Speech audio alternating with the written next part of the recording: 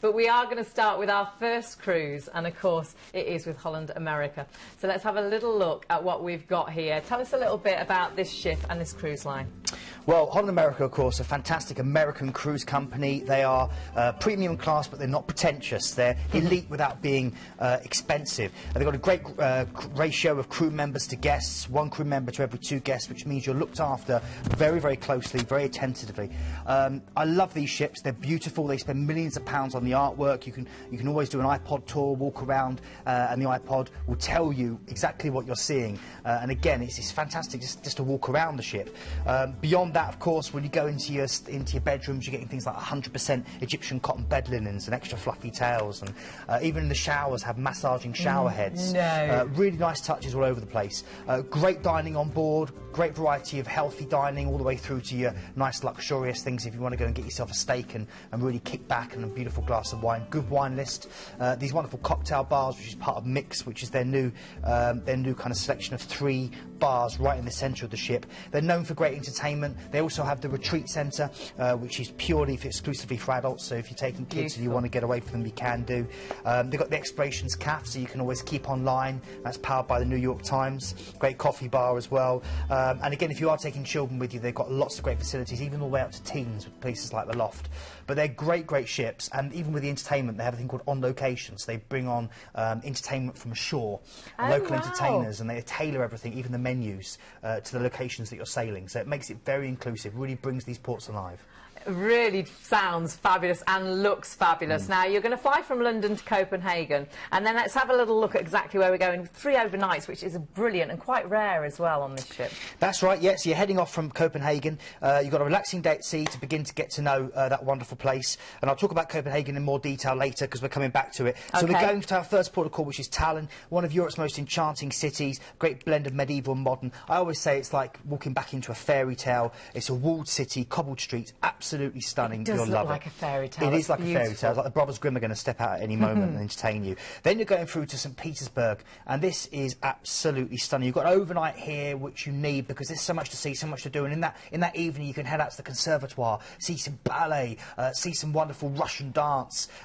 It is a city of canals. You can enjoy the wonderful river cruise. It's a great way to see some of the opulent palaces that are here. Of course, we know about the Hermitage, 3 million works of art, and of course the Winter Palace is part of that. Beyond that, you can go and give the vodka bars a whirl in Nevsky Prospect if you want to. It's great for shopping. You've got the famous Church of Blood. I always think that with St. Petersburg, it's Russia's window to the west. That's the Church of Blood. It's like gingerbread architecture. Isn't it? It's like you can break it off and eat it. Something out of, again, out of Hansel and Gretel. And it's absolutely stunning. And you've got this wonderful gingerbread architecture, these huge opulent palaces full of fountains next to the kind of crumbling relics of the communist era. It's a wonderful contrast. It's a very magical city.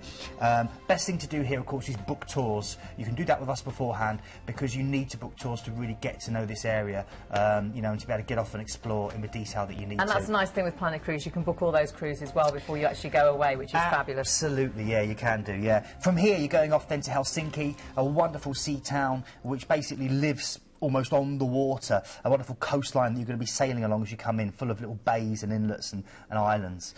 Really stunning. From there, you're heading on to Stockholm, and the real rare thing about this itinerary is that you have an overnight in Stockholm. This is very, very rare. Right. This is my favourite of the cities here, and it's gorgeous. This is Europe's green capital. It's the capital, of course, of Sweden. It's been called the capital of Scandinavia. You've got so much beautiful stuff. Oh, you must stunning. try. It is stunning. It's a beautiful place. They've got Gamla Stan, which is the ancient medieval quarter. It's the largest medieval complex in the entire of Europe. You've also got the Vasa Museum, which is my favourite here, which was a ship that sunk in the middle of Stockholm in 1628. It's 95% complete, and it's been covered, and you can go and explore this wonderful ancient ship. Try the Swedish crumble cake, try the amazing coffee. It's to die for. It's a very green city. You just want to walk around, and also the sail in and the sail out for at least 2.5 hours before you arrive, and as you leave, get on deck and to see these beautiful islands, these little homesteads, the world of the Vikings brought alive to you. I mean, that is incredible. Things you would never see if you weren't on board. But we're moving on now. Got a nice, relaxing day at sea, first of all, but then we're to Berlin. Yes, we are. Warnemünde is the port itself, and this is a great chance for you to go. Loads of beaches along Warnemünde. So if you don't want to go into Berlin, go and enjoy yourself on the beaches. Rent what they call a Standkorb, which is a wicker chair, and see all the locals walking their boats and flying their kites. This is Warnemünde. This is one of the Standkorbs they call them there. You can even walk around Warnemünde itself. Its medieval streets are really beautiful, and it's got one of the world's oldest astronomical clock. However, most people will head in to see the famous Brandenburg Gate, to eat a schnitzel in a backstreet boat hole, or possibly to go and see the famous Berlin Wall at Checkpoint Charlie. Chart its history, the rise, the fall and the escape attempts. It's a magical city, lots to do. Absolutely magical. Magical cruise, because we're then moving on to Hamburg. Well, yeah, well, Kiel is the port. You can go through to Hamburg. I think Kiel itself is a lovely little spacious city. Right. It's a seafaring city. The big thing to do here is the Schwilseg-Holsten Open Air Museum, which is a collection of rustic farms dating back from the 16th to 19th century. Go and do that. It's the best thing, I think, to do in this port. From there, you're heading over to Copenhagen, and you've got another overnight on board. 3 overnights on board, which again is very rare. And here, in this Venice of the North, in this city of spires where people rather than cars set the pace, you can enjoy another magical city. Go and help yourself to some of the wonderful smørbrød, which is their traditional open-faced sandwiches, or if you've got a sweet tooth, tuck into a Danish pastry. Down that street there, I got my first ever tattoo. Now, this, should we ask where it is? No. Tattoo Wallies. This is the home of Hans Christian Andersen. It was down that street. And you've got, of course, the Little Mermaid you can go and visit.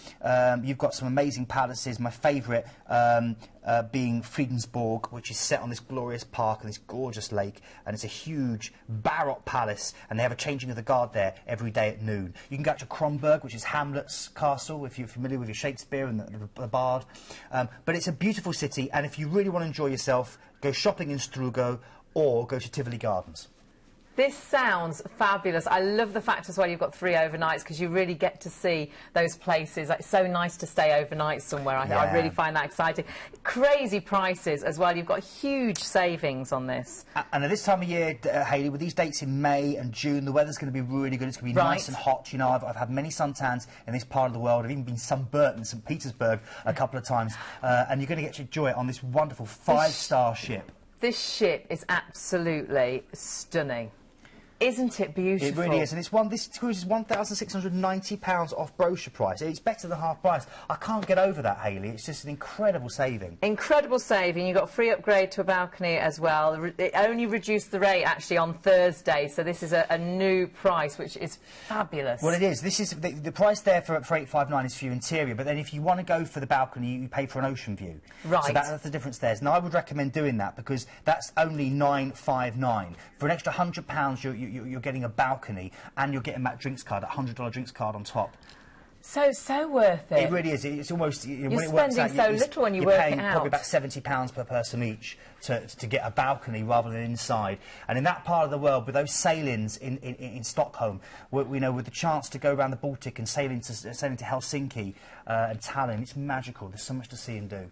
There is so much to see and do, and of course you may be watching thinking, well, where can I fly from? Where can we fly from for this? Well, again, we can get regional flights for you from all over the UK. So even though you might see one particular flight down on that particular cruise, if you want to fly down from Scotland, you want to fly from the north down to London, we can sort that out. So just get on the phone. This is the great thing, isn't it, about Planet Cruise? They will really make the holiday bespoke to you. So if you're having a little look and you're thinking, well, what should I do? Can I fly from where I am? Do just get onto the phones or onto the website. And of course, so easy to phone up either 0800 781 5458, or of course you can go onto the website, and that's planetcruise.co.uk/TV. So just jump onto those phones, because you can also book the excursions, which is so important. And you were talking about one of these. The Wasser Museum, yeah, the wonderful ship that sunk in 1638, which is just absolutely 95% complete. You're never going to see something quite so stunning as that. Imagine the Mary Rose in complete original form,